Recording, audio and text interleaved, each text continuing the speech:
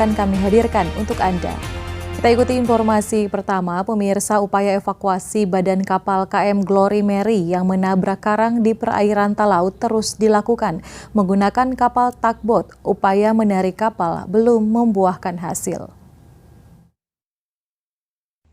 Memasuki hari kedua, proses evakuasi badan kapal KM Glory Mary yang menabrak karang terus dilakukan. Menggunakan kapal tugboat Mahameru, upaya untuk menarik badan kapal yang menabrak karang dilakukan sejak pukul 3 sore hingga keesokan harinya, namun belum membuahkan hasil. Kapolres Talaut Dandung Putut Wibowo saat meninjau proses evakuasi mengatakan belum berhasilnya proses evakuasi badan kapal ini karena masih harus menyesuaikan dengan pasang surut air laut. Sebagian besar badan kapal diketahui berada di atas karang.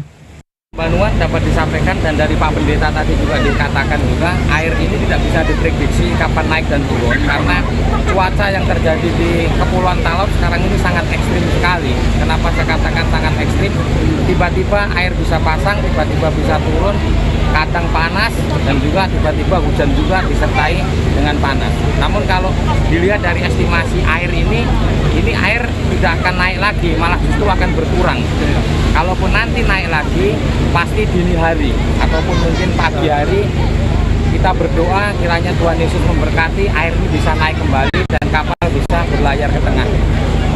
Ia berharap 2-3 hari ke depan ketika air pasang naik bisa dilakukan proses evakuasi sehingga kapal KM Glory Mary ini bisa ditarik keluar dan bisa kembali berlayar. Dari Talaut, Alfred Tumanung melaporkan untuk Kawanua TV.